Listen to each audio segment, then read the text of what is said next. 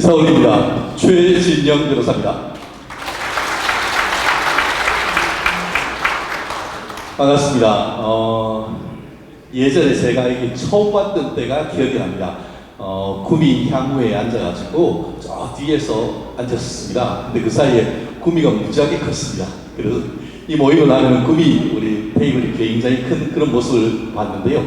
또 이렇게 좋은 자리에 또 여러분들과 또 귀한 말씀 나눌 수 있게 기회를 주신 또 우리 서울 재경 경북 대구 향후에 우리 양정은 회장님과 또 의원 여러분들께 감사 인사 다시 한번 드립니다. 반갑습니다.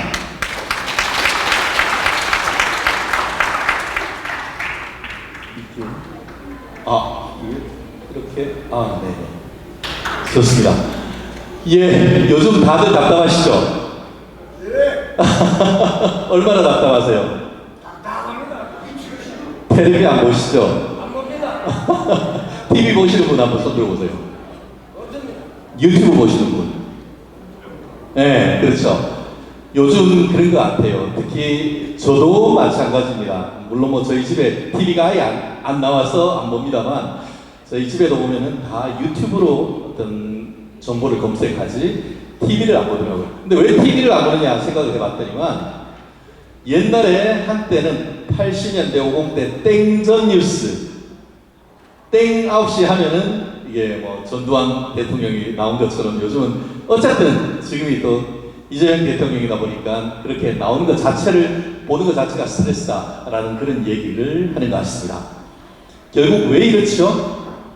결국 TK의 위기, 자유우파의 위기, 그 위기에서 지금 이런 답답함이 비롯됐다라는 생각에 오늘 이 바쁜 때에 오신 분들께 어떤 말씀을 전해드릴까 좀 고민을 하다가 머릿속에 딱 떠오른 것이 보수의 위기, 이를 극복하기 위한 방안이 무엇인지 그 과정에서 우리 고향 형님들, 동생들, 친구들인 TK가 정치적 리더십을 다시 회복할 수 있는 그런 방법이 무엇일까? 이거를 한번 같이 나누면은 이런 게 어떻게 보면 오늘 그 서울에 있는 대구 경북 우리 향후 분들이 미래에 대한 기약을 하기 위해서 나름 의미가 있지 않을까 싶어가지고 오늘 주제를 한번 잡아봤습니다.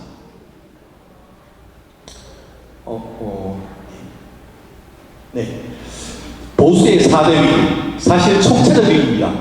정치, 경제, 사회, 문화, 사실 외교까지 다 위기입니다. 최근에 뭐 미국과의 관세 협상 이런 부분도 사실 이명박 전 대통령이 관세 제로로 만들어놨는데 그거를 뭐 로켓처럼 15%로 만들어 놓고 그래 놓고도 이게 뭐 일본하고 비슷하네 이런 코멘트를 하고 있는데 그건 좀 먼 얘기고 저희가 생각해 봤을 때 첫 번째가 정치적 위기. 윤 대통령 탄핵, 윤 대통령 구속, 김건희 여사 구속. 그것을 통한 또 자유우파 진영의 사실상 괴멸. 이런 부분의 원인이 무엇인지, 대책이 무엇인지 한번 짚어보겠고요. 법적 위기. 대통령이 탄핵되고 났더니만 이른바 3대 특검으로 윤석열 정부를 말살하고 이어서 자유우파 진영까지도 완전히 쓸어버리려고 하는 그런 그런 움직임을 보이고 있습니다. 그 속내가 무엇이고 그들의 전략이 무엇이고 그에 대한 대책이 무엇인지 한번 가장 깊게 살펴보도록 하겠습니다. 뒤에 경제적 위기, 사실 어떻습니까? 여기 지금 우 시장님도 계십니다만 기업을 하시는 분들 그거 아시죠? 네이버에 가면은 자영업자들이 가장 많이 있는 그 카페가 있습니다. 카페 이름이 혹시 뭔지 아세요? 이름이 재밌습니다. 아프니까 사장이다. 이게 기업하시는 분들은 그 말이 그냥 그대로 들어올 겁니다. 안 그래도 문재인 정부 때에 정말 소득주도 성장해가지고 지금 요즘 뭐 서울에 10시만 돼도 CU 이게 세븐일레븐 문 닫지 않습니까? 최저임금 급격하게 올렸는데 이제는 좀 더 많은 기업들한테 기업을 옥죄는 법들을 지금 만들고 있습니다. 증세 안 하고 성장을 한다라고 했더니만 진짜 그런 줄 아냐 라고 하면서 뒤돌아가지고 증세하고 뒤돌아가지고 어떻게 보면은 그 우리 양의 털을 그냥 뽑는 것이 아니고 마구냥 그냥 뽑아버리는 이런 그 모습을 보이고 있는데, 이런 경제적 위기, 이런 부분, 나아가 최근에 제가 그 보면서 보수의 위기 중에 가장 또 위기가 무엇인가 생각해 봤더니만 종교적 위기가 있는 것 같습니다. 사실 어떻죠? 그 어느 정권에서도 교회에 들어가서 압수수색하는 거 본 적 있습니까? 사실 좀 전에 뭐 신동국 의원님도 다가갔습니다만, 서초동이면은 사랑의 교회, 또 정말 많은 사람들이 정치 시대만 되면은 어디 가죠? 여의도 순복음교회 가지고 예배드리기 바쁩니다. 그런데 이번에 어땠죠? 여의도 순복음교회와 담임 목사님인 이영문 목사님 자택을 압수수색했습니다. 저희는 그런데 그에 대한 종교계의 반응이 뜨뜻미지근하더라고요. 도대체 왜 이런가? 사실 자유우파의 가치가 어떻게 보면은 가정, 종교 이런 부분을 통해서 안정적인 어떤 가치를 하고 거기에서 개혁하고 혁신해 나가는데, 지금 말씀드렸던 정치적, 법적, 경제적, 종교적인 총체적 위기가 지금 다가온 것이 아닌가 하는 생각입니다. 그런 어떤 배경 속에서 지난 4월 달에 있었던 총선의 패배가 있었고, 결국 그 총선 패배가 1년 반 뒤에 12.3 비상계엄으로 이어진 다음에 결국 윤 대통령이 탄핵됐고 구속되는 이 지경에 이르렀다라고 저는 분석을 하고 있습니다. 단순히 그것이 어떤 정치적인 위기를 넘어서 말씀드렸던 이런 한국의 정치적, 법적, 경제적, 종교적인 이런 배경이 있기 때문에 그렇다라고 보고요.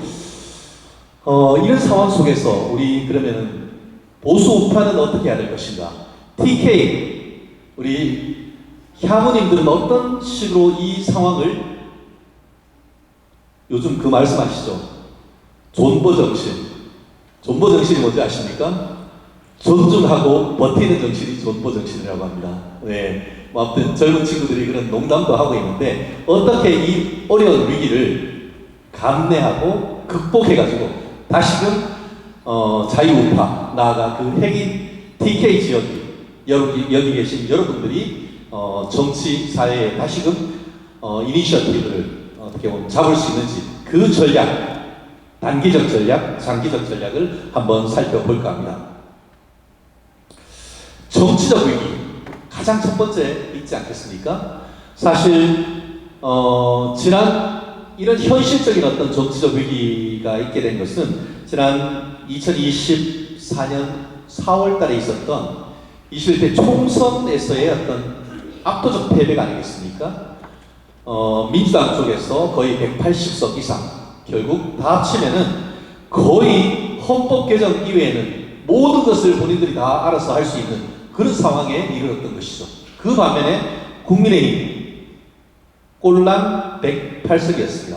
그래서 불교에 계신 분들 아시죠? 108번뇌.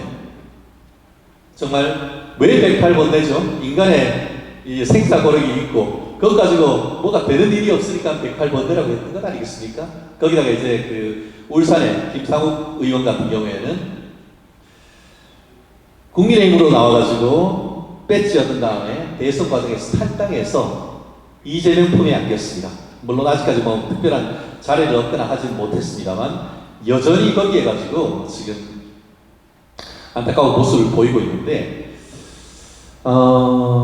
결국 참 안타까운, 제가 참 그때 저도 이제 고향이 구미에서 옛날 선산 쪽에서 그 예비 후보 등록을 했습니다만 결국 공천은 받지를 못했습니다. 물론 뭐 지금 훌륭한 분들이 또 열심히 하고 계신 것 정말 저도 응원을 합니다만, 결국 여러 가지 공천, 사실 여기에 계시는 분들은 서울에 계시는 TK지만 대구 경북에 계시는 TK 분들 같은 경우에는 굉장히 기분이 나쁘죠. 왜냐? 멀쩡하게 열심히 일하던 분들 뒤로 그냥 가버려버리고 그냥 갖다 꼽으면 되고, 실질적으로 어땠죠? 제일 마지막까지 전략공천이네, 뭐 시민공천이네, 뭐 그런 식으로 하면서 끝까지 어떻게 보면 대구 경북 지역을 내 주머니 속에 공길돌처럼 여기면서 어떻게 보면 민주당과는 완전히 다른 것 아닙니까? 민주당 같은 경우에는 오히려 그 당원 민주주의, 그리고 그 지역구에 있는 분들의 어떤 의견을 최대한 반영하는 것이 있기 때문에 결국 밑에서 올라가는 바텀업식, 상향식 공천이 상당 부분 되어 있습니다. 물론 그 중에 일부는 비명행사, 친명횡재, 이재명 당대표 때 이재명의 변호인을 했던 사람들이 횡재했던 건 있지만 그건 사실은 소수입니다. 넓게 봤을 때는 지역에서 열심히 일했던 인재들한테 그리고 열심히 방송에 와서 싸우고 했던 사람들한테 그에 따르는 정치 효능감으로서 보호를 해준 것이 확실합니다. 그와 같은 공천이 있었고 사실 이건 이재명 정부 들어와서도 이런 부분이 너무나 확실한 건 아니겠습니까? 그렇기 때문에 지금 8.15 때 정말 국민들이 눈이 뻔히 뜨고 있는데 조국 그리고 정경심 그리고 윤미향 이런 사람들을 그냥 자기들 편이라고 해서 지금 사면시켜주는 건 아니겠습니까? 그 사람들은 신상필벌이 너무나 확실합니다. 그런데 우파는 그렇지 못해요. 앞만 열심히 해도 결국 뒤통수 맞는 그런 어떤 신상필벌 시스템이 안 돌아가는 과정 속에서 특히 대구 경북 지역에 있는 분들은 그런 식으로 하면서 중앙 정치에 대한 혐오가 생기는 것이죠. 이런 부분에 대한 지금 신동호 의원님이 최고위원이 됐다고 하면 이런 부분 정말 그 대구 경북 지역에 있는 분들과의 어떤 그런 소통을 통해 가지고 그 울분들을 잘 저는 판단을 해야 된다라고 생각을 하는데요. 결국 이런 그 어려움 속에서 지난 총선이 무너지니까 여의도가 무너지니까 결국 용산이 무너진 것이죠. 저는 참 아쉬웠던 총선 과정에서 참 아쉬웠던 점이 있었습니다. 그게 무슨 말씀이냐 하면은 저는 개인적으로 윤 대통령 참 존경하고 하는 분입니다. 하지만 총선도 하지 않으셔서 그러시는지 제가 그 많은 윤 대통령의 워딩 중에 제가 참 아쉬웠던 게 총선 줘도 좋아 라는 말씀을 했던 것이 저는 잊을 수가 없습니다. 총선 줘도 좋은 건 있을 수가 없는 겁니다. 왜 12월 3일 날 윤 대통령이 정말 극단적인 어떤 선택을 했을까요? 결국은 여의도 국회가 무너졌기 때문에 행정부만으로서는 밀리다가 마치 6.25 때 1.4 후퇴하게 된 그런 비슷한 밀림이 있었던 것이고 결국 입법권을 놓쳤기 때문에 행정권조차도 극단적으로 헌법에 있는 비상대권을 쓰려다가 어떻게 보면 그들 어떤 여러 가지 어떤 실책이 겹치면서 탄핵을 당했고 그것도 탄핵도 참 기묘하게도 4월 4일 오전 11시에 탄핵이 당했습니다. 그리고 또 이어서 구속이 됐고 물론 지난 3월 7일 날 지기현 부장판사가 어떤 구속 자체의 잘못이라든가 아니면은 그 여러 가지 관할의 문제로 해서 구속 취소도 했지만 결국 지금 어땠습니까? 대선이 있었고 대선의 압도적인 패배에 이어서 재차 구속. 사실 저도 참 가슴이 아픈 게 여기 계신 적지 않은 분들도 윤 어게인이라고 합니다. 그런데 왼쪽에 있는 분들은 윤 어게인이 뭔다고 하시는지 아세요? 윤 깜빵 어게인이라고 합니다. 저는 그걸 보면서 정말 속이 뒤집어집니다. 아마 그렇기 때문에 여러분들 TV도 안 보고 텔레비도 안 보고 그리고 뉴스도 안 보는 건 아니겠습니까? 다만 특히 요즘 같은 경우에는 이제 민주당이 이제 KBS법, MBC법, EBS법, 방송인법 이런 것들이 있는데 쉽게 말하는데 그걸 다 개정해가지고 이제는 지상파도 싹 사실은 민주당 장기 독재법을 지금 만들어가고 있는데 그에 대해서 제대로 대응하지 못하고 저 같은 사람이 오늘도 아까 12시에 YTN 가가지고 이런 부분에 대해서 민주당의 어떤 그런 그 입법적인 부분에 대해서 지적을 하고 있습니다. 사실은 중과부족입니다. 아까 양 회장님이 정확하게 지적하시듯이 국민의 그 국회의원들 같은 경우에는 면책특권, 불체포특권이 있습니다. 그렇지만 저 같은 변호사, 일개 변호사 나부랭이는 말 한마디 잘못하면 잡혀갑니다. 실제로 민주당에 있는 모 의원이 저를 대선 과정에 있었던 것으로 해서 형사 고소도 당해가지고 제가 조만간 또 조사도 받으러 가야 됩니다. 이게 정말 만만한 게 아닙니다. 이렇게 앞에 가서 싸우고 같이 목소리를 낸다는 게 삐끗하면은 그 사람들한테 정말 그 직격탄을 맞을 수밖에 없는 그런 구조가 있는데 이런 부분이 민주당은 그런 부분에 대해서 조직적으로 도와주고 있는 그런 시스템이 되어 있는데 국민의힘은 택도 없습니다.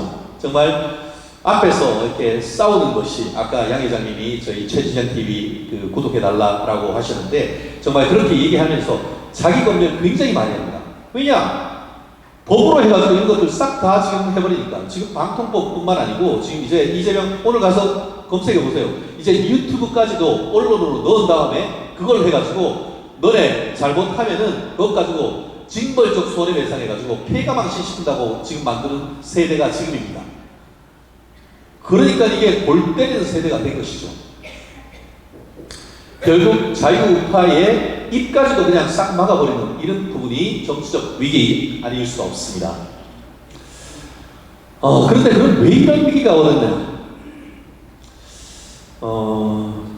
사실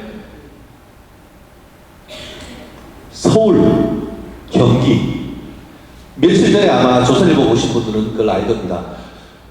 경기도를 버리냐? 경기도가 얼마나 크느냐? 지금 서울은 인구 1000만이 안 됩니다. 아마 시장에 계실 때 아마 1000만이 막 성장해갔지만 지금은 서울은 1000만이 안 됩니다만 경기도가 1200, 300만 정도 될 겁니다. 그런데 면적과 인구를 하면은 유럽에서 5개국 빼고는 전체적인 그 경기도만 해도 크기가 유럽에서 7번째 나라가 된다고 합니다. 거기에 지금 국회의원이 60명이 넘는데 국민의힘 국회의원들이 거의 없습니다. 민당 싹쓸이입니다. 이런 위기가 왜 왔느냐? 결국 4050 요런 어떻게 보면은 중산층이면서도 이게 586의 끝자락에 있는 사람들의 마음을 못 잡아오기 때문에 그런 것이거든요. 사실 이 부분에 있어서 윤 대통령의 어떤 정책적인 전략적 국민의 전략적 실패가 저는 뼈아프다 생각하는데요.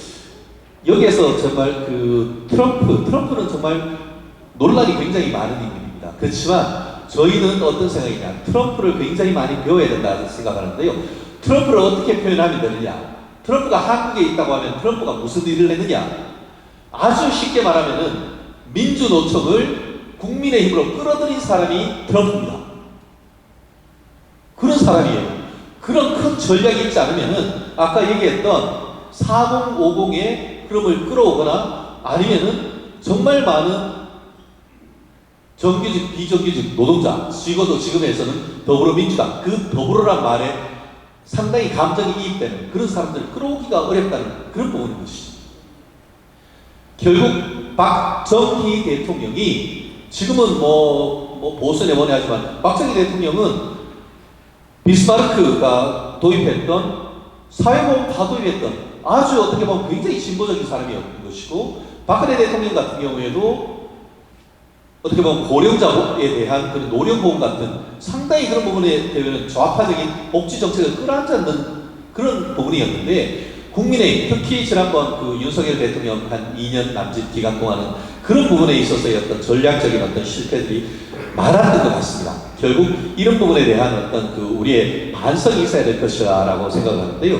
거기다가 더불어서 국민의힘이 산탄반탄 이런 걸 통해서 자중질환을 누리면서 결국은 민주당 진영 앞에서 완전히 와르르 무너졌던 이런 부분이 가장 뼈아픈 실책이 아닌가 생각합니다.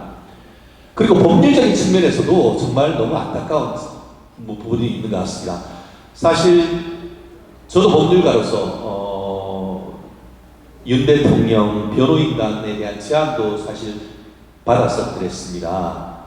근데 저의 결론은 뭐였느냐 하면은 저도 변호사 일을 하지만 저는 언론을 통해 가지고 여론전 하는 것이 저한테는 조금 더 맞다라고 생각을 했었습니다. 그래서 뭐 그 외에 많은 분들 지금 조금은도 계시고 합니다만 정말 적지 않은 배보영 변호사님 저희 가끔씩 나오시죠. 배보영 변호사님도 계시고 정말 영향 있는 그 배우 경북에 계신 변호사님들이 많이 윤 대통령에 대한 탄핵 절차라든가 아니면은 지금 형사 절차에서도 고군분투를 하고 있습니다만 결국 헌법재판소에 있는 소장님들과 헌법재판관님들이 어떤 마지막에 약간 그 의견을 달리하는 그런 과정 속에서 윤 대통령이 정말 안타깝게도 정말 영어의 몸이 되는 이런 보수 파탄 지경에 이르게 된 그런 상황인데요.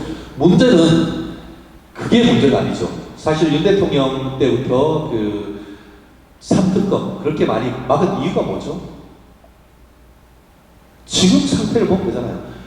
안철수 의원 뭐라고 합니까? 안철수 의원이 지금 특검에 대해서 참고인으로 오라고 하니까 자기한테 대고 왜 나를 오냐 하면서 나한테 대한 정치 공작이고 정치 탄압이라고 했는데 정작 3특검에 대해서 오케이 하면서 나 찬성했던 사람이 누구예요?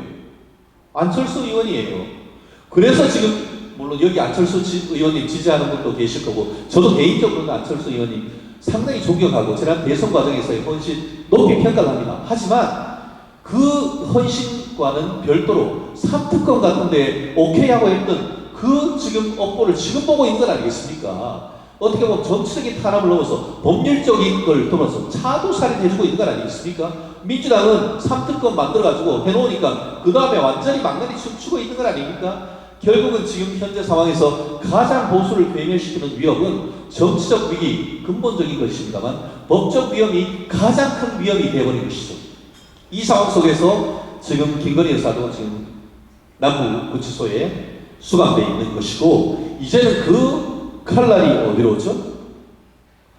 바로 돌아서가지고 국민의힘 당사에서 지금 압수수색 해가지고 여기도 적지 않은 국민의힘 당원들도 계시고 저도 당원입니다만 그 당원 몇 분 내달라는 건데요. 제가 오늘 밝혀지지 않은 얘기 여기서 처음 하겠습니다. 제가 오늘 당 대변인 통해서 제가 YTN 보시다가 저한테 전화 주셨는데 특검이 국민의힘에 들어와 닥쳐가지고 가지고 왔는 게 있대요. 전 정말 모골이 성연하고 섬뜩함을 느꼈습니다. 무슨 말이냐? 특검이 뭘 가지고 왔는지 아세요? 통일교 교인 명단 120만 명 명단을 가지고 왔다고 합니다. 이거는 어떻게 대한민국에서 이런 일이 있는지에 대해서는 정말 신앙의 자유와 종교적인 자유가 있는데 그걸 탈탈 털면서 저희가 직접 들은 거고 제가 문자를 받은 게 있기 때문에 이렇게 근거를 두고 얘기를 합니다. 근거 없이 얘기하면 저도 또 잡혀가거든요. 그랬다는 거예요. 그러면서 일부 그 의원님들한테 해가지고 이거 샘플링이라고 이거 줄 테니까 이거 당원 명단이 있는지 확인해 달라고 하더라고요. 그래서 거기에 적지 않은 인원 가지고 와서 돌려봤더니만 일치하는 사람이 한 명도 없었다고 합니다. 그럼에도 불구하고 지난번에 한번 영장 집행하고 또 어제 와가지고 집행하고 20일 날 영장이 지금 그 기한이 끝나면 또 추가적으로 받으려고 한다라는 그런 얘기가 있는데 이건 있을 수 없는 일인 것이죠. 이렇게 되면 국민의힘에 누가 정당 가입하겠어요? 내가 혹시 정당 가입했다가 내 이름 나가고 하면 혹시나 개딸들한테 별점 테러 당하지 않을까? 위험해가지고 어떻게 거하겠어요? 지금 이런 상태인 겁니다. 결국 말은 윤 대통령, 김건희 여사 그리고 거기에 있는 내각에 대한 내란 혐의를 둔다고 하지만 사실 그 다음은 뭐죠? 보수의 권력인 국민의힘 당사에 대한 침탈. 이어서는 그 다음은 뭐겠죠? 이거는 결국 민주당의 당대표 정청래가 뭐라고 했습니까? 국민의힘은 10번이고 100번이고 위원정당 해산돼야 된다. 그리고 나는 악수를 하는데 사람하고만 한다. 그건 뭐예요? 여기 계신 우리 TK에서 국민의힘 상당히 지지하는 분들은 인간도 아니란 거 아닙니까? 저는 그런 걸 느끼면서 야 정말 우리 정신 똑바로 차려야겠다 하는 생각이 들었습니다. 물론 제가 그 특검에 나온 목표는 또 정청래의 국민의힘 위원정당 해산은 이란 의문을 들었는데 이런 일이 실제 벌어지지 않는다는 법이 없는 것이 지금 현재의 위기 상황이라고 제가 감히 말씀드린 겁니다. 다만 여기서 한 가지 제가 말씀드리고 싶은 거는 참 여론 정말 무서운 겁니다. 무슨 말이냐? 참 저도 참 황당한 조국 얘기 잠깐 드리면은요. 조국이 그 얘기 했잖아요. 나와가지고 김호준이한테 또 넙죽 달려가가지고 김호준이가 이것저것 물으니까 내가 다른 거는 다 용서해도 윤석열하고 한동훈이는 용서 못한다. 뭐 그런 얘기 하더라고요. 그래놓고 뒤에 뭐라고 사족을 붙였는지 아세요? 뭐라고? 여론이 그렇게 하지 않는다고 하면은 몰라도 이렇게 얘기했습니다. 보수 자유우파의 결집, 그걸 통해서 오히려 국민의힘 지지층 내지는 자유우파층, 뭐 국민의힘이라고 특별히 안 하겠습니다. 자유우파의 지지세가 강해지면 그런 인간들 지들 스스로도 찍소리 못하게 한다는 것을 스스로 자백하고 있지 않습니까? 그렇기 때문에 우리 이 위기의 원인이 무엇인지 우리는 반드시 냉철하게 짚어볼 필요가 있는 겁니다. 여기 의사 선생님들도 계시죠? 원인을 알아야 진단이 나오고 약을 먹어야 낫는 것 아니겠습니까? 오늘 그 시간 지나고 있습니다. 네, 말씀드렸듯이 요 부분 결국 이 사람들은 계속 왜 내란 특검을 하느냐? 내란. 이번에 또 어떻게 하죠? 내란 특검의 기간을 연장한다고 해버리잖아요. 지금도 사실 올해 연말까지 연장을 하면 내란 특검이 3특검이 갑니다. 근데 그거 안 해도 사실 지금 12월 달 때 다 기소가 되면 재판이 계속 진행이 되거든요. 근데 공교롭게도 올 연말까지 끝내고 나면은 기소를 하죠. 기소를 하면 어떻게 되냐? 구속해가지고 1심 하는 기간이 몇 개월이죠? 딱 6개월입니다. 그러면은 12월 달에 딱 구속해가지고 1심 판결이 언제 나온다? 내년 6월 3일 지방선거 때 딱 맞도록 이 인간들이 딱 그렇게 디자인을 해놓은 겁니다. 이 좌파들이 얼마나 어떻게 보면은 계획적이고 치밀한지를 이런 부분을 통해서도 알 수 있는 거예요. 이제는 그것도 나는 아직 배가 고파 하면서 특검 기간을 또 법으로 해서 연장시킬 수도 있다는 그런 얘기 나오고 있고, 그런 부분을 저희가 방송을 통해 가지고 논리적으로 그렇게 해서는 안 된다는 것을 저희가 여론전을 하고 있는데, 정말 다가오는 그 8월 22일 정말 그 국민의힘을 비롯한 자유우파의 리더십을 제대로 세워야 된다라는 그런 말씀드리고요. 경제적 측면, 이건 사실 이 얘기는 여러분들과 직접적인 관계인 거예요. 앞에 얘기는 저같이 앞에서 뭐 방송하고 난리치는 이런 사람들이나 관계 있는 것이지만, 이 얘기는 나하고 얘기인 거예요. 대표님 여기 쓰여있는 거 말고 뭐 다른 얘기 잠깐 드리면은, 아마 민생지원 소비 쿠폰, 사실 민생지원 소비 쿠폰이란 말을 그 제대로 와서 쓰겠다고 하면서 그 용어를 쓰는 사람이 없대요. 그거 그러니까 와서 거시기 이러면은 아 그거라고 한대요. 그런데 아시죠? 이번에 1차 그 민생지원 소비 쿠폰을 하면서 그걸 용도로 해서 추경을 얼마나 했죠? 제 기억에 32조입니다. 32조요? 그런데 32조를 그렇게 추경을 해가지고 한 8조 정도를 1차적으로 쫙 나눠주고 났더니만 기재부하고 이거 봤더니만 이거 우리 각하 돈이 모자랐는데요. 이거 어쩌죠? 했더니만 야야야 세금 하니까 너 어떻게 했습니까? 진성준이라고 하는 민주당의 정책위 의장이 뭘 했죠? 윤 대통령이 사실상 빵원으로 만들었던 주식 거래세 부활, 그리고 대주주 그 대주주로 인정하는 주식액을 옛날에 문재인 때 50억을 내놨다가 윤 대통령이 그거를 이렇게 그렇죠. 20억짜리를 50억을 올려가지고 거래를 하더라도 주식 양도소득세를 줄여줬죠.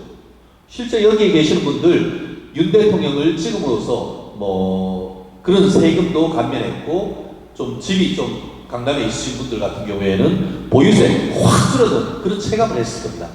그런데 그거를 주식을 이제 10억으로 쑥 낮추면 웬만해, 요즘 뭐 10억이 큰 것 같지만 웬만하면 또 그것도 그만큼 남길 수도 있는 거거든요. 그렇게 되니까 어떻게 했어요? 특히 4050 주식 열심히 하고 부동산 열심히 했던 데서 이거 뭐지? 이렇게 된 건 아닙니까? 그러면서 지난 이게 한 3-4주 됐죠? 지난 3주 전 금요일을 블랙 프라이데이라고 했어요. 블랙 프라이데이. 115조가 그냥 한 방에 날아가고 있어요. 그러니까 64%까지 깎은 게 50%로 그냥 지지율이 빡 떨어졌는데, 그 발표를 하면서 이야기했던 주식 관련 증세로 얼마를 국민들한테서 세금 걷어내려고 했는지 아십니까? 그 목표가 1년 목표가 35조 6천억입니다. 딱 맞죠? 결국 앞으로는 32조 추경해가지고 나한테 내 주머니에 15만 원씩 해가지고 내가 이재명 당선 시켜줬으니까 내가 하사금으로 쫙 풀고 뒤로 돌아서 가지고 주식 거래하는 사람들한테 딱 그거에 해당하는 만큼 플러스 이자 했는 만큼 싹 거두려고 하다가 이게 지지율이 쑥 빠지고 하니까 당황한 거 아닙니까? 그런데 그 사이에 어떤 일이 벌어졌죠? 민주당 당대표 전당대회가 있었고 거기에서 이재명이가 밀었던 박찬대가 떨어지고 정청래가 된 거 아닙니까? 근데 정청래가 딱 되고 났더니만 어떻게 하고 있죠? 지금 사실은 이재명 용산에서는 이거 어떻게든 해가지고 낮추려고 해요. 세금 잘못했다가 그 국민들 주머니에 손댔다가 안 뜨거 했잖아요. 그래가지고 이거 하려고 하는데 이제 정청래가 웃기고 이게 그냥 해 이렇게 해가지고 요걸로 해서도 지금 당 정간에 지금 갈등이 지금 있고 있는 이런 상황입니다. 이런 것들은 뭐 나중에 아마 방송 보시면 제가 좀 상당히 얘기를 할 건데요. 결국 이렇게 되면 어떻게 되죠? 지난번 저는 이번 지지율 참사에 이재명 지지율이 한꺼번에 떨어진 참사에 네 가지 이유를 얘기합니다. 첫 번째 인사 참사, 두 번째 관세 참사, 세 번째 좀 전에 얘기했던 증세 참사, 마지막 네 번째를 8.15 특사 이렇게 얘기를 하는데요. 결국 미국으로 지금 3,500조 그냥 쭉 하고 기업 다 나가버리면 결국 세금으로 끊기고 내 일자리, 특히 보면은 PK 지역에서 적지 않게 이번에 민주당이 지지를 했습니다. 이재명 대통령 그래 놨는데 PK 지역에 있던 많은 기업들이 이재명 치하에서 해외로 굉장히 많이 기업 유출이 있을 것으로 예측이 됩니다. 안 그러면 살아남지를 못하니까. 그러면 그분들 미국으로 유학 갑니까? 미국으로 이민 갑니까? 대부분 어떻게 해요? 뭐 메이크 아메리카 십 빌딩 뭐 그레이트 어게인 하면서 마스가 얘기하는데 그래서 우리나라에 퇴직했던 분들 미국 가가지고 하겠다고 하니까 미국에서 뭐라고 해요? 노땅들 말고 젊은 사람 오라고 이런 식으로 하는 거 아닙니까? 결국 이재명 찍었다가 그 후폭풍이 우리 가게까지 폭풍으로 지금 닥쳐오는 위기가 이런 부분인 것이죠. 결국 종교적 위기, 아까 제가 말씀드렸습니다. 종교가 제대로 서지 않으니까 결국 종교의 힘이 없고 특히 청년들이 교회 가지 않고 하는 이런 부분 속에서 정치적 리더십이 뺏기고 있는 그런 부분입니다. 마치 옛날 중세 때 카노사의 굴욕, 옛날에는 황권이 굉장히 강해가지고 어떻게 보면 대관식하고 할 때는 황제가 가도 머리 숙이고 교황이 머리에 이렇게 씌워줘야 됩니다만 사실 그렇기 때문에 그런 종교적의 어떤 조직이 있고 권위가 있었기 때문에 지금도 여전히 선거 때만 되면은 정치인들이 교회 그리고 또 동화사 그리고 또 이런 절을 정말 우리 부모님들한테 벚꽃나들인가 경상도 얼마 많죠. 네, 벚꽃나들로 그냥 드나드는 거 아닙니까? 문지방이. 그런데 정작 좌파들은 기본적으로 뭐죠? 유물론, 무신론이죠. 그렇기 때문에 좌파들은 종교가 아편이라고 하면 타도의 대상인 겁니다. 그러니까 이때라는 거예요. 그래서 첫 번째는 어디를 노렸죠? 정통 교단에서는 약간 이단이다라고 평가를 하는 사실 통일교를 들었죠. 그런데 통일교에서의 저항이 생각보다 약했습니다. 만약에 문선명 목사, 교주가 살아있었다고 하면 지금 이런 사태가 벌어졌을까요? 120만 명 통일교 교인 명단이 탈탈 털어가지고 이거 비교해달라 이런 일이 벌어졌을까요? 택도 없는 소리죠. 그만큼 종교의 힘이 떨어졌다는 거예요. 그리고 났더니만 이거 그러면은 개신교도 좀 한번 털어볼까? 이렇게 된 거잖아요. 그러면서 어떻게 보면은 김장원 목사님, 극동 방송 이사장님 개인 집도 털었습니다. 그리고 김영훈 목사님, 그러니까 그 여의도 순복음교회 담임 목사님 개인 집도 털었습니다. 지금 현재 상황이 이렇습니다. 결국 예를 들어서 이거예요. 지금 그 양정은 회장님이 굉장히 활발하게 사업도 하시면서 우리 대우경북 향후에 정말 큰 헌신하시잖아요. 그러고 하다 보면은 또 정치인들하고 굉장히 어떤 교류도 있는데 전화 한번 했다고 와가지고 휴대폰 내놔 그런 상황인 거예요. 쉽게 말하면은 이런 위기 상황을 남의 일이라고 생각하면 안 되는 겁니다.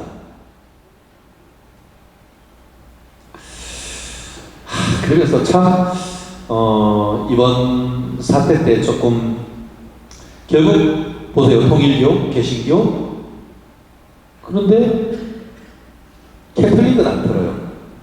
캐톨릭은 안 들어. 약간 좀 더 이상 말씀드리지 않습니다. 그런데 또 제가 여러 가지 써놨습니다만 조계종 총무원장님, 지루스님 저도 몇 번 뵀습니다만 이번에 조국 사면 청원을 하는 그런 모습을 봤습니다. 이 부분에 대해서는 뭐 국민의 여론이 뭐 한 4.5 대 5.5 정도로 갈려서 반대하는 여론이 여전히 많습니다. 그런데 4.5라는 좀 더 뭐 적지만 그래 적지 않은 부분이 있다 보니까 이런 일이 있는데 저는 조금 아쉽다라는 생각이 좀 들었습니다. 물론 뭐 불교라는 것은 또 용서, 화해, 포용 뭐 이런 정신이 있습니다만 과연 저와 같은 불교의 태도가 어떤 그런 정치인들에 대한 어떤 그런 유화적인 태도가 맞는 것인지에 대해서는 저는 조금 더 비판적으로 본다. 뭐 다른 시각도 있을 수 있지만 제 개인적인 의견을 좀 말씀드린다는 취지에서 한번 넣어봤습니다. 네, 상황을 진단을 한번 해봤습니다. 그러면 대책이 나와야 되는 건 아니겠습니까? 결국 가장 중요한 것은 정치는 정당은 왜 있죠? 정권을 취득하기 위해서인 건 아니겠습니까? 크게 봤을 때는 대통령 선거, 더 크게 봤을 때는 저는 더 크다고 봅니다. 왜냐하면 의회 권력이 없으면 사실은 행정 권력은 만들기가 더 어렵거든요. 거기다가 지방 권력, 다가오는 내년 6월 3일 사실 지방선거뿐만 아니고 내년 같은 경우에는 지방선거에서 나오는 분들은 현역 국회의원의 가능성도 상당히 있습니다. 그렇기 때문에 내년은 재보궐선거도 굉장히 큰 장이 섭니다. 그렇기 때문에 잘만 하면은 사실 잘 되기가 쉽지가 않죠. 보통 대선 끝나고 1년 만에 벌어지는 선거에서는 여당이 이길 가능성이 굉장히 높습니다. 다만 최근에 일어나고 있는 민심 위반 이런 부분을 보면은 그래도 한번 희망이 있다 하는데요. 여기서 잠깐 퀴즈. 이제 지금 이재명 정부가 들어온 지가 한 72일, 3일 정도 됩니다. 제가 오늘 아까 봤더니만 어제 아침에 그 리얼미터 기준으로 해서 그 이재명 지지율이 51점 몇 퍼센트. 그게 지난 그 8월 14일 같은 경우에는 오히려 이재명의 당선될 때 지지율보다 더 낮아지는 이런 현상이 벌어지고 있고 일부 여론조사는 40%까지도 떨어지는 여론조사가 있습니다. 그런데 그러면 이 질문, 지금 아직까지 100일은 안 됐습니다만 100일이 통상 허니문 기간이라고 하지 않습니까? 서로 이제 크게 물어뜯지 않고 우쭈쭈 잘한다 해주는 기간. 근데 그 100일 기준으로 했을 때에 전직 대통령들의 여론 지지율이 얼마 되느냐. 제가 좀 놀랐는데 이재명 지난 정권이 지지난 번에 있었던 문재인 지지율이 몇 퍼센트 되는지 아십니까? 몇 프로 됐을 것 같아요? 60%? 40%? 문재인 지지율이 놀랍게도 76%였습니다. 100일 때. 그런데도 어떻게 됐죠? 5년 만에 판단이 됐죠. 그러면 윤 대통령의 100일 지지율은 얼마였겠습니까? 24%였습니다. 그게 이명박 전 대통령 때는 20%까지 떨어졌고 박근혜 대통령 같은 경우에는 100일 지지율이 54%였습니다. 그러면은 이재명 대통령의 지금 지지율과 좀 비슷한 정도인 것이죠. 그렇게 생각하면은 뭐 우리는 사실 저는 이 60%대에서 50% 떨어졌고 40% 후반이기 때문에 굉장히 폭락한다라고 하지만 객관적인 다른 분들과의 어떤 다른 전직 대통령과의 비교를 해보면은 여전히 사실은 높은 것도 사실입니다. 다만 그 떨어지는 속도가 상당히 빠른 것은 분명한 것 같습니다. 다만 그 이재명 대통령의 지지율은 다가오는 그 이번 주말 다음 주 같은 경우에는 먼저 일본 가서 한일 정상회담하고 바로 가서 트럼프하고 한미 정상회담 하는 건 아니겠습니까? 보통 그렇게 해서 정상회담은 실패할 수 없다고 하잖아요. 미리 성공하는 것 다 해놓고 가서 도장만 찍으면 되니까. 그래서 한 4, 5% 정도는 오를 가능성이 있는데 이번은 과연 그럴 것이냐? 저는 오히려 떨어질 가능성이 높다라는 쪽에 저는 베팅을 하는데요. 아시다시피 지금 있었던 그 무역 관련된 관세 협상의 디테일이 이제 드러나게 되고 또 미군의 어떤 그 방위 분담 이런 부분이 좀 더 현실화되면서 플러스보다는 마이너스의 효과가 있을 가능성이 상당히 높고 특히 뭐 저희 대구 경북 지역 같은 경우에 농사 짓는 지역도 적지 않은 그런 상황 속에서 쌀 저는 발음이 됩니다. 쌀이 아니고 쌀입니다. 예. 예. 쌀 수입 제가 사실 2009년, 2010년 그리고 2015년 전으로 미국에서 유학도 하고 있는데 미국 쌀 진짜 맛있습니다. 미국에도 여주 이천미 있는 거 아십니까? 진짜 있어요. 하나로 마트 가면은 여주 이천미를 수입하는 것이 아니고 여주 이천미를 가져와서 딜러서 하는 건데 진짜 싸고 진짜 맛있습니다. 어떻게 보면은 그거 수입되면은 농민들은 아주 죽을 지경이지만 사실 식당 하시는 분이라든가 가게에서는 훨씬 더 싼 밥을 먹을 수도 있는 것도 사실인데 어쨌든 국내 산업 보호란 측면에서는 쉽지 않은 예측이 됩니다. 말씀드린 것처럼 내년 지방선거, 내년 재보궐선거 어떻게 이길지 몽땅 치면은 큰일 날 겁니다. 정말 몽땅 치면은 그 다음부터는 정말 아까 얘기했던 위원정당 해산도 들어갈 수도 있기 때문에 정신 똑바로 차려야 된다는 것이고요. 경제적인 것, 이 부분도 정말 여러분들과 관련해서 반드시 말씀드려야 될 건데 사실 지금 같은 경우에는 성장률이 제로 아닙니까? 사실 이율도 사실상 제로인 것이고 인플레이션 하면 마이너스 이렇게 가는 이런 상황 속에서 우리가 그러다 보니까 민주당도 이재명이 대통령 선거하면서 우리는 중도 보수 정당이다 라고 하면서 분배가 아닌 성장이다 라고 떠들었던 건 아닙니까? 그러면서 기업 중시한다 라고 얘기했던 건 아닙니까?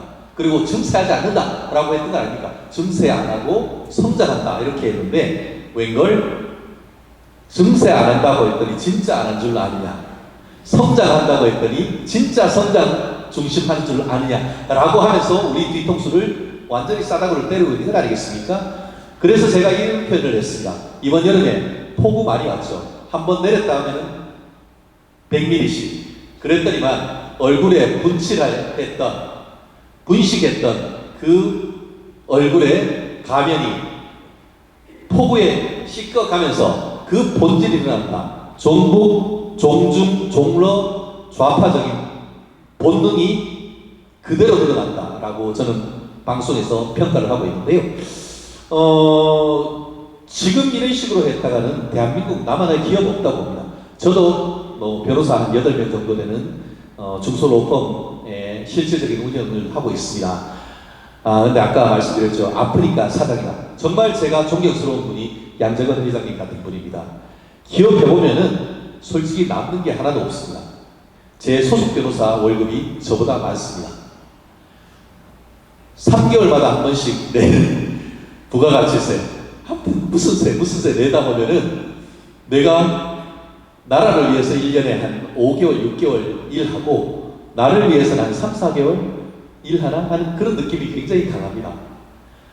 물론 뭐 많이 버니까 많이 세금 되는 것 같이 얘기하는데 한번 여기 오시는 분들 정도라고 하면은 아마 본인의 기업이든 아니면 본인의 어떤 사업일을 하시면서 그 말씀 굉장히 공감하실 것 같은데요. 지금 현재 이런 시스템으로 가면은 결국은 나만 하는 게 없죠. 사실 치킨집 패밀리 비즈니스 아닙니까? 한 사람 아까 얘기했잖아요. 그 민생지원 소비 쿠폰이라고 해가지고 해줬더니만 그거 쓰기 전에 어떻게 됐죠? 민생지원 소비 쿠폰 나오기 전까지 그거 나오면 써야지 하면서 손님이 없었대요. 그리고 민생지원 소비 쿠폰이 나와서 하니까 한 달 정도 와가지고 삼겹살 먹고 다 하니까 이제 다 쓰고 나니까 또 손님이 하나도 없대. 그래서 이번 주 월요일 날 있는 리얼미터에서 자영업자 서비스업 지지율이 9%에서 11%가 쑥 빠진 겁니다. 그런데 이게 뭐냐? 우리가 아플 때 진통제 맞으면 안 아프잖아요. 근데 조금 있으면 또 아프잖아요. 딱 그런 거잖아요. 이게 이재명은 뭐라고 하죠? 기본소득. 기본소득에서 계속 주겠다고 하는데 기본소득으로 가기 위한 징검다리가 사실 민생회복 소비 쿠폰이라고 저는 평가를 하는데요. 이렇게 되면 아까 얘기했잖아요. 수익 뚝 떨어지면 조금 있으면 어떻게 해요? 정확하게 타이밍도 잘 맞출 거예요. 원래 10월 중순에 10연휴가 있습니다. 추석 연휴. 그 직전에 또 풀 겁니다. 그러면은 그걸로 해서 또 지지율을 올릴 건데 그게 계속 지속됩니까? 서스테이너블 합니까? 아닌 것이죠. 그렇기 때문에 저는 지난달부터 해서 10월달 넘어섰고 민생지원 소비 쿠폰이 약발이 떨어지면은 40%대의 초반까지 이재명 정부의 지지율이 내려갈 것이라고 저는 예측을 하는 사람입니다. 말씀드린 것처럼 종교와 관련해서도 하나 좀 말씀드릴게요.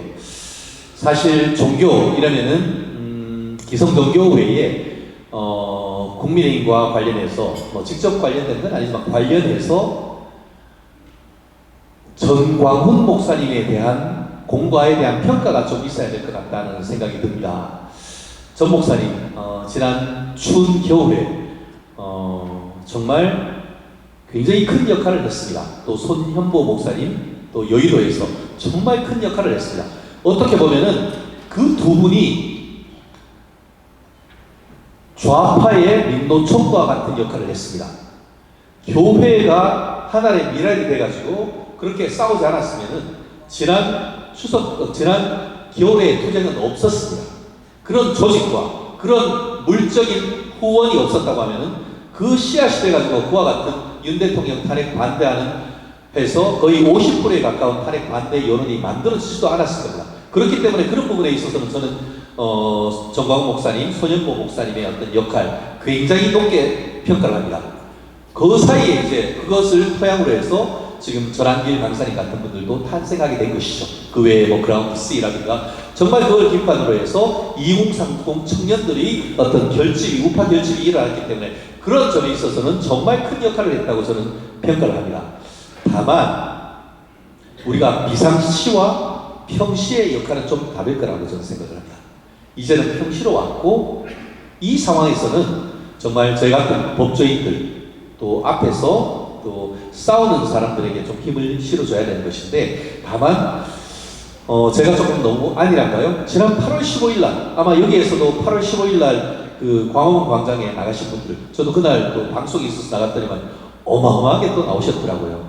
정말 그 울분에 있는 분들을 어떤 광장의 열기로 지금 펼쳐나가는데 또다시 어떤 말씀드렸던 그 정광훈 목사님이 또 역할을 하고 계시는 것 같은데 공도 있는 반면에 상당 부분 또 중도층으로부터의 반반이 있는 것도 사실입니다. 그렇기 때문에 우리가 이런 부분에 대해서 또 지지와 또 비판 이런 점을 나름대로 어떤 공평하게 가져감으로써 종교적 리더십을 조금 가야 되는 것이 아닌가.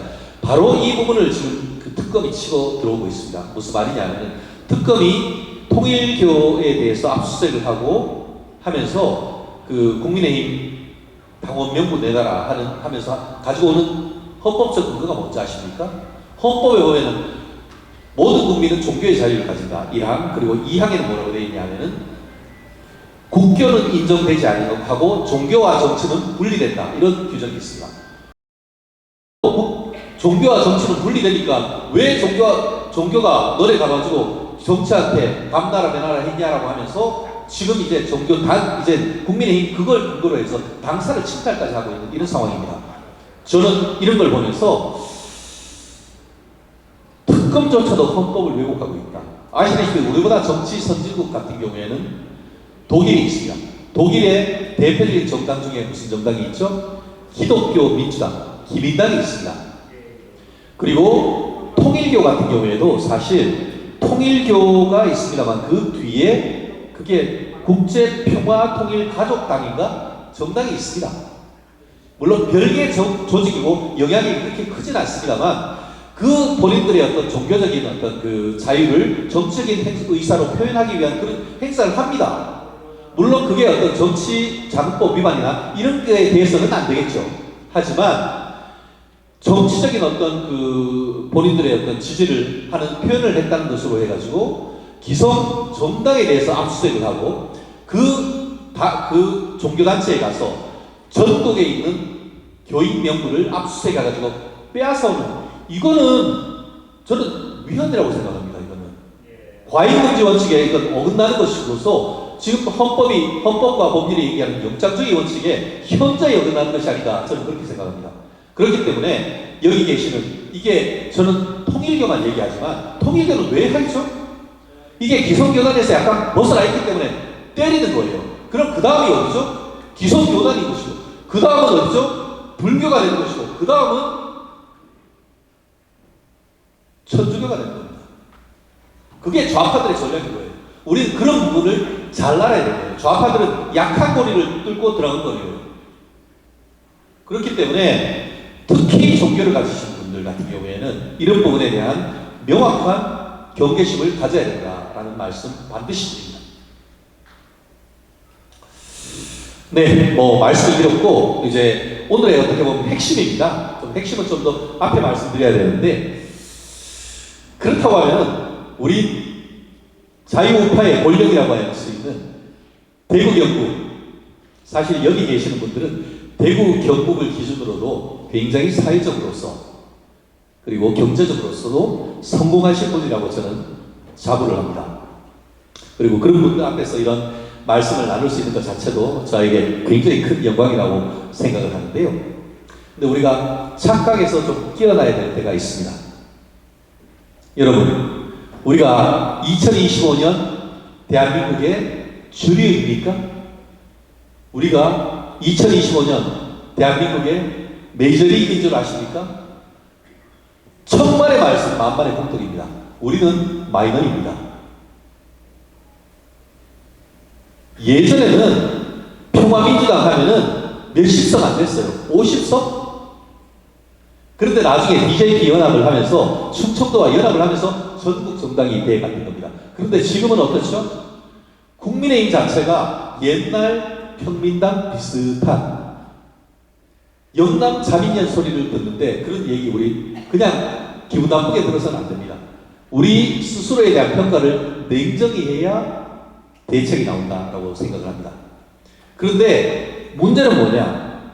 서울에 있는 일부 국민의힘 국회의원이라든가 이런 분들이 무슨 얘기를 하고 있죠? TK 포기론. TK를 포기하고 중도 정당, 수도권 정당을 만들어야 된다라는 소리를 하고 있는데, 이게 참소리입니까? 헛소리입니까? 헛소리지. 저는요, 뭐를 좀 연구를 하냐면은 이재명을 연구를 합니다. 민주당을 저는 연구를 합니다. 한때 민주당에서 나와서 국민의힘 쪽에 나왔던 분 중에 저한테 그런 얘기를 하더라고요. 국민의힘에는 정책연구소가 뭐가 있죠? 여의도 연구원이 있죠. 민주당은 뭐가 있죠? 민주연구원이 있습니다. 그런데 지금은 민주연구원이지만 한 10년 전에는 이름이 뭔지 아세요? 민주정책연구원이라고 했습니다. 그런데 그때 진입연렬할 때, 민주당이 진입연렬할 때 자기들이 민주정책연구원에 민주도 없고 정책도 없고 연구도 없다고 했습니다. 그런데 지금 여의도 연구원이 딱 그 짝입니다. 결국 내부적으로 여론조사 찌라시 같은 거 해가지고 권력자한테 갖다 바치는 일이나 하고 있는 게 지금 국민의힘의 상황입니다. 옛날 여의도 연구원은 정말 말 그대로 보수의 띵크탱크였죠. 거기에 박사급 인력들이 굉장히 많았는데, 지난 박근혜 정부 때 탄핵을 거치고 하면서 불교학산 내면서 그분들이 다 그냥 다 나가버렸죠. 그러니까 정책 기능이 없으니까 이런 지금 국민의힘의 여의도 연구원장도 맨날 바뀌고 하는 짓이 고모양 복골이 돼버리는 것 같은데요. 거기에서 지금 나오는 소리가 지금 TK 포기하고 수도권 정당 만들어야 된다는 헛소리, 우리나라 말로 댕댕이 소리를 하고 있는데요. 저는 절대 그렇게 생각하지 않습니다. 민주당이 어디겠죠? 민주당의 권력은 어디입니까? 호남입니다. 호남. 민주당이 언제 자기들 망했다고 호남 버린 적이 있습니까? 결국 호남이 본인들 대선 후보들한테 압도적인 지지율, 대구 경북에서 압도적 지지율하고 앞에 숫자가 나와요. 우리 대구 경북에서 압도적이 맞자 8자, 7자 이런데 거기는 9자가 나오지 않습니까? 9자. 그 정도로 압도적인 지지율을 해줍니다. 그리고 우리 오늘 모임이 뭐죠? TK 향후회 아닙니까? 쉽게 말하면은. 그런데 호남은 어떻죠? 무슨 향후회라고 하죠? 예, 광주 향후회, 전남 향후회, 전북 향후회 아니에요. 거기는 그냥 광주 향후회예요. 호남 향후회, 호남 향후회. 공동체 의식에 대한 접근 자체가 다른 겁니다. 그러니까 하나로 묶는 공동체 의식, 그리고 정치적인 힘. 원래 김춘수 꽃의 시가 있지 않습니까? 내가 너의 이름을 불러주었을 때 너는 나에게 와서 꽃이 되었다. 그 무엇이 되었다. 이름이 그렇게 중요한 겁니다. 우리는 TK 향후회, PK 향후회 다 나뉘어 있습니다. 물론 이렇게 하면은 다른 데서 그냥 기념으로 이렇게 오지만 거기는 그렇지 않습니다. 하나로 정말 말 그대로 공동체인 거예요. 거기에서 이념 공동체를 넘어서 이익 공동체로 가는 것이죠. 확실히 선거를 하면은 확실히 보상해주는 그런 시스템이, 메커니즘이, 그래서 정치 비즈니스라고 그쪽은 얘기를까지 합니다. 아무튼 우리가 똑같아서는 안 되겠지만 벤치마킹을 해야 되는 겁니다. 어떻게 그 분들이 호남 향후회 운영을 하고 마치 고대 향후회, 해병대 향후회 하듯이 우리 TK 향후회도 우리 양정은 회장님의 리더십 하에서 좀 더 조직하고, 사실 저는 그렇게 생각합니다. 호남 향후회와의 교류 같은 거 더 열심히 해야 된다고 합니다. 그래서 더 많이 배워야 된다고 생각합니다. 결국 대구 경북이 살아야 저는 대한민국이 산다라고 보는 사람입니다. 저는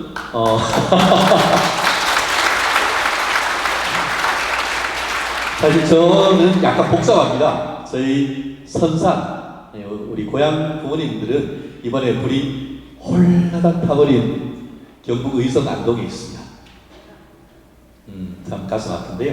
근데 저는 어릴 때부터 구미에서 자랐습니다. 그런데 부모님 댁은 구미지만 제가 아까 신동국 의원님처럼 그래도 공부 좀 해 하면 그때는 다 대구 가가지고 공부했죠. 그래서 초등학교, 중학교, 고등학교는 대구에서 했습니다. 저는 서울로 대학을 온 이후에 단 한 번도 저의 아이덴티티를 놓쳐본 적이 없습니다. 근데 뒤에 얘기하겠지만 대구 경북에서는 서울로 가는 것을 인재유출 이런 얘기 하더라고요.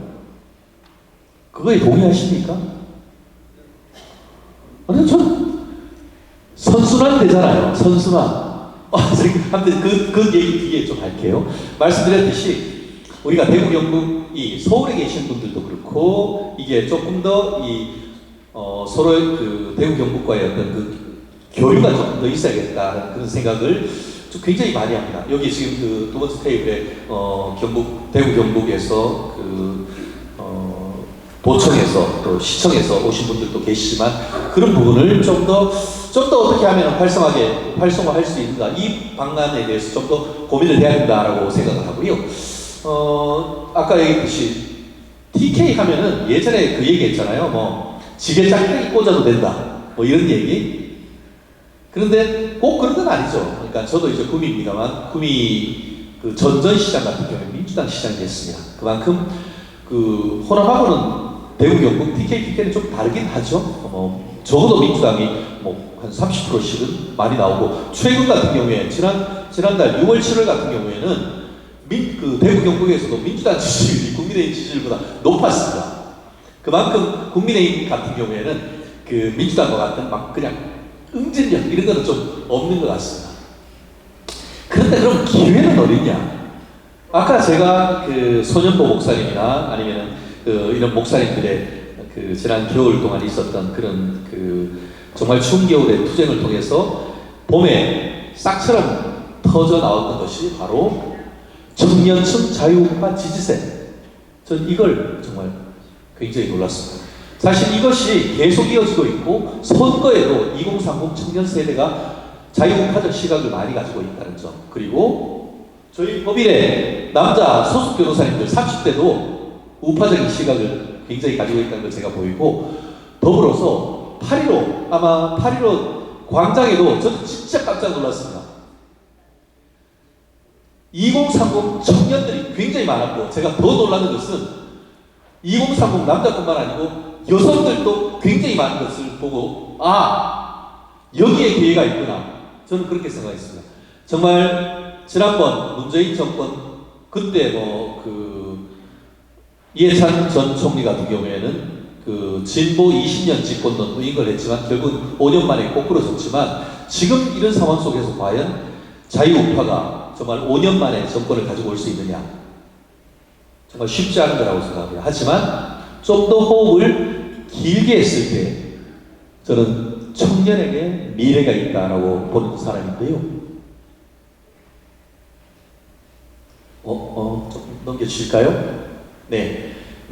사실 며칠 전에 봤더니만 삼성전자가 구미에 또 AI 데이터 센터를 한다고 했고, 또 대구 경북에서도 울산 같은 경우에도 SK에서 또 데이터 센터를 만든다고 하고, 결국은 어떻죠? 좌파들이 뭐라고 이런 거 하지만 전기 없으면 꽝 아닙니까? 전기 없으면 꽝. 호남 가가지고 태양열로 AI 센터 돌리겠습니까? 결국 경북에 있는 울진 원전이라든가 아니면은 어떻게 보면 동해안 지역에 있는 각종 원전이라든가 발전소에 전력이 있기 때문에 AI 센터는 앞으로 대구 경북 쪽으로 갈 수밖에 없습니다. PK 쪽으로. 그밖에 없어요. 에너지가 없는데 그쪽에서 어떻게 해요? 천만의 국도 만만의 말씀입니다. 거기 에너지 고속도로 헛소리고요. 그렇기 때문에 이런 부분을 통해서 경제적으로도 제가 봤을 때는 AI 시대에 TK가 새로 이렇게 부양될 가능성도 있다라고 보고, 다만 이런 부분이 사람이 많이 필요한 그런 부분이 아니다 보니까, 제가 구미 쪽에 계신 분한테 봤을 때 삼성전자가 삼성전자, LG 다 나갔는데 꼴랑 그거 들어오냐, 굉장히 큰 거긴 합니다만 고용 창출 이런 부분은 한계가 있다라는 얘기도 알고 있습니다만, 그래도 이미지라는 것이 굉장히 중요하다는 그 부분 얘기를 하고 있고요. 참 TK 신공항도 저희 집 근처인데 좀 되는지 마는지. 근데 제가 이걸 사실 오늘 꼭 얘기하고 싶은 게 이거였습니다. 이게 가장 핵심 키워드입니다. TK 키즈, 박근혜 키즈. 박근혜 키즈가 있으면서 이준석이 나왔고, 이번에 청년 최고위원회 나오는 손수조가 나왔습니다. TK 키즈를 우리 키워야 되는 겁니다. 사실 3, 4년 전에 제가 어떤 일을 겪었냐 하면은, 대구 경북 미래 포럼을 만든다고 하면서 저를 초대했습니다. 제가 갔습니다. 그랬더니만 거기에서 제일 최연소가 누군지 아십니까? 이제 51살 최진영이었습니다. 이래서 되겠습니까? 이래서 되겠습니까? 그런데 호남은 어떻게 하는지, 경남은 어떻게 하는지 한번 좀 말씀드릴게요. 제가 대학교를 1990년에 서울에 왔습니다. 그런데 마침 그래도 저희 외삼촌이 천호동에 계셔가지고 제가 천호동에서 신촌, 멀지만 2호선 타고 막 이렇게 버스 타고 다녔는데, 그때 제 친구들이 학교 다니더니만 너는 어디서 사노? 했더니만 너는 남도학서 산다, 이런 얘기를 하더라고요. 그게 뭐고? 했더니만 광주하고 전남에서 돈을 모아가지고 그때만 해도 노량진에 남도학숙이라는 걸 만들었습니다. 그리고 바로 가깝죠. 그러고 나서 이게 잘 되니까 2000년대 들어와서 이제 강북에 은평구에 은평학숙을 만들었습니다. 근데 그게 그냥 학숙해가지고 무슨 이렇게 기숙사 요만한 게 아니고요. 한 곳에 한 700명 넘고 한 곳에 600명이 넘는 아파트급입니다. 그래가지고 연간 1,002군데에서 1,454명, 그리고 1994년에 이걸 만들어서 지금 작년에서 30년 됐습니다. 30년 됐는데 거기에서 15,000명 인재가 양성이 됐습니다. 제 친구들 중에, 제 주위에 있는 법조인들 중에 호남 쪽에서 집안 좀 어려웠던 사람들 치고 남도학숙에서 안 살았던 사람은 없습니다. 제가 한때 제 대학교 동기면서도 이재명 재판 느려 퍼지게 하다가 그냥 옷 벗고 나왔던 부장판사 친구, 그 친구도 남도학숙에서 살았던 친구입니다. 거기에서 뭘 하겠습니까? 거기에서 실제로 사실 저거 누르면은 뭐 시간이 없어서 따로 누르진 않겠는데요. 거기서 뭐 하느냐? 호남의 아이덴티티, 호남의 가치를 공유하는 거예요. 이게 얼마나 큰 역할을 하는 것인지, 그게 10년, 20년, 30년이 지난 현재, 지금 이재명 정부에 있는, 요직에 있는 친구들이 거의, 저는 거의 미루어 짐작한데 절반 이상 남도학습을 나왔을 겁니다. 그런 걸 알고 경남 같은 경우에도 남명학숙이라는 것을 만들었습니다. 남명학숙 같은 경우에도 창원에 있고, 지금 서울에는 어디 있느냐?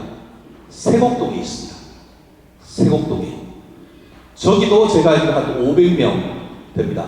저희 집에서 멀지 않고 있기 때문에 제가 거기 옆에 도서관이 있고 해서 제가 종종 가서, 야, 좋겠다. 와, 씨, 경남에 사는 사람들은 서울에 와서도 이렇게 해주네 했는데, 이게 단순히 인재를 기르는 걸 넘어서 공동체 의식을 함양하는 겁니다. 제가 드리고 싶은 저는 학부를 서강대 나왔습니다. 참 40년밖에 안 돼서 참 굉장히 아쉬운데, 여러분들 서울법대만 잘 나가는 것 같죠? 고대 연대만 잘 나가는 것 같죠? 법조계에서 의외의 복병이 누군지 아십니까? 성균관대 법대입니다.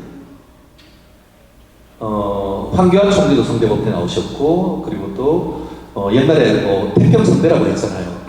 정홍식 총리도 했고, 제가 왜 이 얘기를 하냐면, 성대분들의, 법조인들의 그 네트워크가 굉장히 좋습니다. 왜 좋은지 아세요?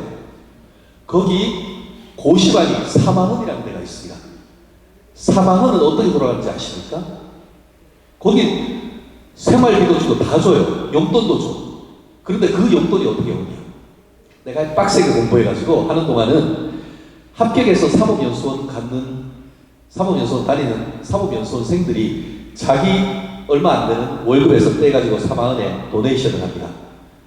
그걸로 해서 먹고 삽니다. 그걸로 해서 용돈합니다. 그러고 해서 빡세게 해서 합격하면 성대 굉장히 날 많이 합격합니다. 그러면은 또 앞에 갔던 사람들이 또 해가지고 앞에서 밀어주고 뒤에서 끌고, 그래서 성대법대가 진짜 잘 됩니다. 그래서 서울지방변호사협회 회장, 대한변호사협회 회장 중에 성대 엄청 많습니다. 여기 아마 성대 계시는 분들도 많을 텐데, 이게 숨겨진 진실입니다. 왜 그렇죠? 공동체 의식이 있기 때문입니다. 그렇게 해서 자기들끼리 밀어주고 땡겨주고 하는 그 의식이 있기 때문입니다.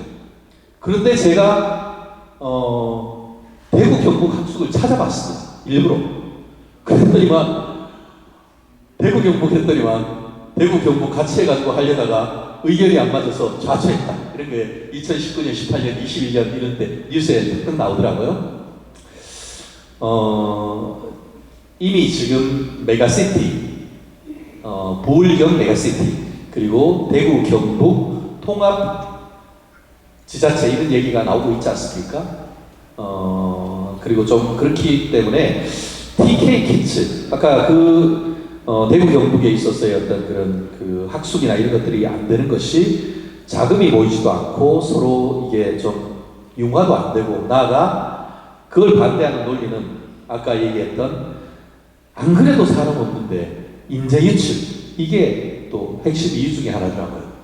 아니 그러면은 대한민국 한국 장학금은 왜 만들어가지고 해외로 인재 유출하려고 유학비 내주죠? 저는 그거 보고 약간 코미디 같다라는 생각이 들고 우물안 개구리라는 생각이 들었어요. 그러니까 이런 정권에 있어서 정말 치욕을 받는 겁니다. 사람을 안 기르고 각계격파를 해놓으면은 거기에 어떤 공동체에 대한 헌신이 있겠습니까?